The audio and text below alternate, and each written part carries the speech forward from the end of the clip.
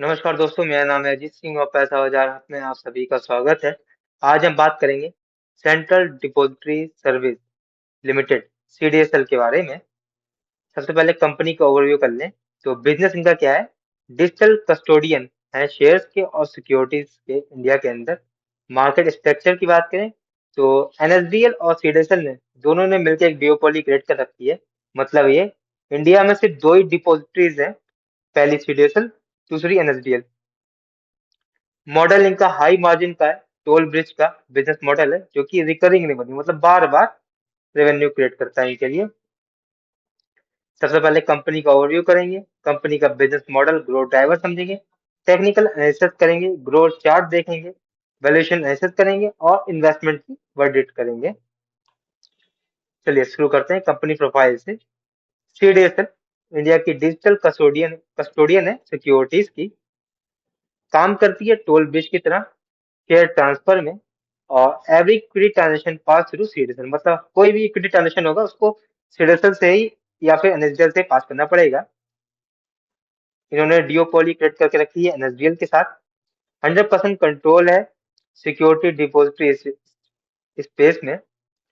Provide करते हैं infrastructure demat account के लिए, शेयर ट्रेडिंग के लिए और कॉर्पोरेट एक्शन के लिए। कंपनी के रेवेन्यू मॉडल को समझ लें तो मेन चार तरीके हैं। पहला है इशूअर चार्जेस, 30 से 35% रेवेन्यू यहीं से आता है और मोस्टली स्टेबल है। फिक्स एनुअल फीस होती है जो कि लिस्टेड कंपनी पे करती है सिक्योरिटीज कस्टडी के लिए। तो ये कंप्लीटली प्रिडिक्टेबल है क्योंकि फिक्स है और हर बार आएगी। आईपीओ मतलब growing with IPO more company, मतलब ये जैसे जैसे कंपनीज के आईपीओ आएंगे, जितनी ज्यादा कंपनीज के तो कंपनी बढ़ती जाएंगी और सीडीएसएल का रेवेन्यू बढ़ता जाएगा। फिर दूसरा है ट्रांजेक्शन चार्जेस, वेरिएबल होता है, मार्केट लिंक से होता है। जब हम सेल करते हैं तो डीपी चार्जेस मतलब डिपॉजिटरी चार्जेस आता है, 15 से 20 रुपए का होता है।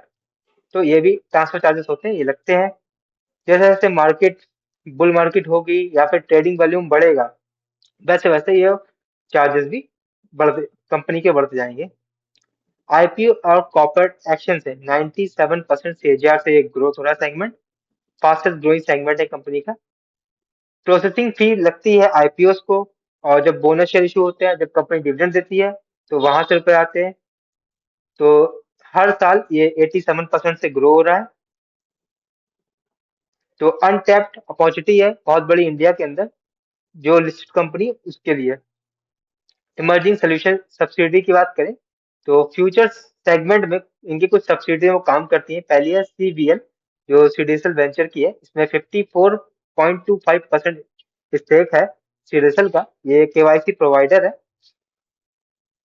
सीआईआरएल सेंट्रिको इंश्योरेंस रिपोजिटरी, इसमें 52% स्टेक है और इंश्योरेंस रिपोजिटरी का काम करती है ये।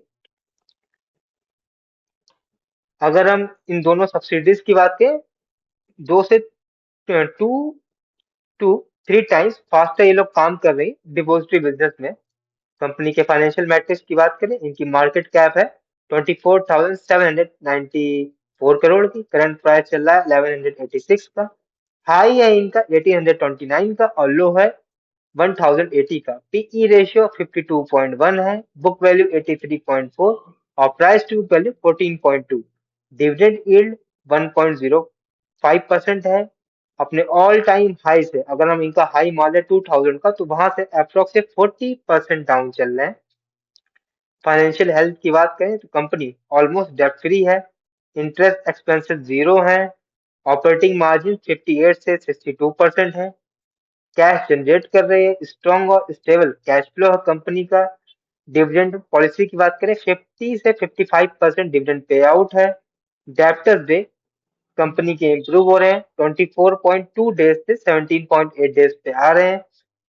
फाइनेंशियल परफॉर्मेंस की बात करें पिछले एक 5 साल की, तो सेल्स 2021 से 25 के बीच में, 2021 में सेल्स थी 344 करोड़, वहीं 2025 में हो गई है 1082 करोड़, अप्रोक्स 3.1 टाइम्स एक्सपेंशन हुआ है।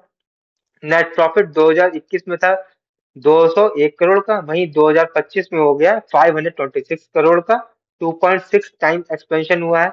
प्रॉफिट पिछले 5 साल में 37.8% सीएजीआर से बढ़ा है। रिटर्न ऑन इक्विटी देखें, पिछले 3 साल का एवरेज लें 29.7 है। और पिछले 10 साल की सेल्स ग्रोथ देखें तो 23.7 है। ईपीएस 2021 में एक शेयर धारक 9 रुपए 59 पैसे कमा रहा था, वही शेयर धारक 2025 में कमा रहा है 25 रुपए 20 पैसे, अप्रोक्स 2.6 टाइम इंक्रीज हुआ है। शेयर होल्डिंग पैटर्न की हम बात करें तो प्रमोटर्स की होल्डिंग बहुत ही कम 15%, फॉरेन इंस्टीट्यूशन की होल्डिंग 12.4% थी, जो बढ़ करके हो गई 12.9%। डोमेस्टिक इंस्टीट्यूशन की होल्डिंग 14.2% से बढ़कर हो गई 15.1%। पब्लिक होल्डिंग 57.5% से 59.3% हो गई है। तो इसमें पब्लिक की होल्डिंग सबसे ज्यादा है। टेक्निकल एनालिसिस करते हैं और ग्रोथ प्रोजेक्टिव देखें तो ये इनका प्रॉफिट सॉरी इनका रेवेन्यू का ट्रेंड है, लगातार बढ़ रहा है अगर हम देखें, और प्रॉफिट भी लगातार बढ़ रहा है। ईपीएस दे सकते हैं 9.59 था, फिर वहां से 14.89 पे गया, फिर थोड़ा सा गिरा 13.2, फिर 20.5, अब 25 पे चल रहा है। ये इनके रेवेन्यू स्ट्रीम का दे रखा है।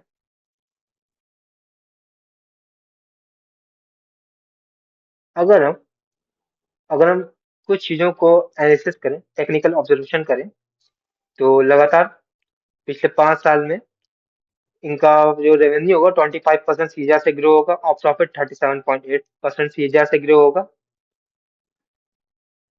और स्टॉक अपने ऑल टाइम हाई लगभग 2000 से 40% डाउन चल रहा है। अगर हम थोड़ा सा ध्यान दें और थोड़ा सा कैलकुलेट करें तो 2940 से 3000 तक की स्टॉक जा सकता है, अप्रोक्स 50% अपसाइड अपने करंट प्राइस से। वैल्यूएशन का एनालिसिस करते हैं। पी रेशियो आइडियल होना चाहिए 15 से 30 के बीच में। कंपनी का है, सीडेसल का है 52.1, तो प्रीमियम वैल्यूएशन पे है, लेकिन जस्टिफाई करती है कि फंडामेंटल एक्सपेंसिव, लेकिन हम मानेंगे थोड़ा। प्राइस टू वैल्यू देखें 2 से 4 के बीच में होना चाहिए। इनका है 14.2 का, तो अपनी बुक वैल्यू से ऊपर ट्रेड कर रहा है, बहुत ज्यादा एक्सपेंसिव। रिटर्न ऑन इक्विटी होना चाहिए 15% से ऊपर, रिटर्न ऑन कैपिटल एम्प्लॉयड है 20% से ऊपर, तो 32.7 है। इनका है 42, तो एक्सीलेंट और आउटस्टैंडिंग। डेप्ट टू इक्विटी ऑलमोस्ट जीरो है, तो बैलेंस शीट क्लीन है। ग्रोथ देखिए पिछले 5 साल की, तो 12% सीएजीआर से ग्रो होना चाहिए आइडियल, लेकिन इनका है 37.8, तो ट्रिपल डिजिट ग्रोथ है, एक्सीलेंट।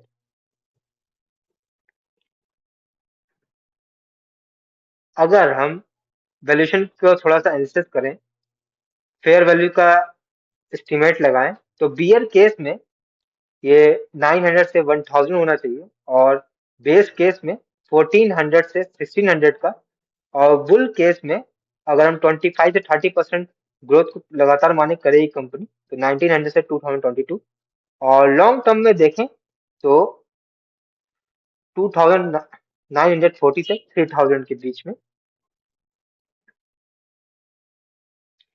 कंपनी की स्ट्रेंथ यही है, डियोपोली है, एनएसडीएल सीरियल की रिकरिंग मॉडल पे काम करती है, बाकी प्रॉफिट ग्रोथ सीजीओ वगैरह।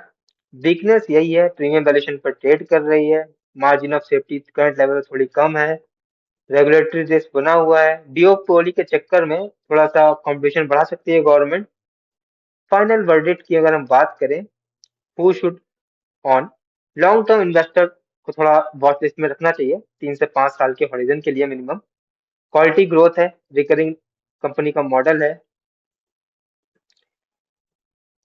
इंडिया का रिटेल इन्वेस्टर बूम करेगा तो कंपनी बूम करेगी। अवॉइड करना चाहिए उन इन्वेस्टर्स को जिन्हें मार्जिन ऑफ सेफ्टी थोड़ा रिस्क कम लेते हैं, शॉर्ट टर्म ट्रेडर को, और जो इन्वेस्टर्स डिविडेंड चाहते हैं, तो इसमें डिविडेंड बहुत ही कम है। टारगेट प्राइस और स्टडी देखें, शॉर्ट टर्म में 1400 से 1500, मीडियम टर्म में 2 से 3 साल का अगर देखें तो 1800 से 2000, लॉन्ग टर्म मतलब कि 5 साल देखें 2500 से 3000। तो this video is for educational purpose only, not financial advice. तो ये वीडियो सिर्फ और सिर्फ एजुकेशनल पर्पस के लिए है, कोई भी बाय सेल की रिकमेंडेशन नहीं है। कोई भी निवेश करने से पहले अपने वित्तीय सलाहकार से बात करें। अगर आपको ये वीडियो पसंद आया तो लाइक करें, शेयर करें, सब्सक्राइब करें। धन्यवाद।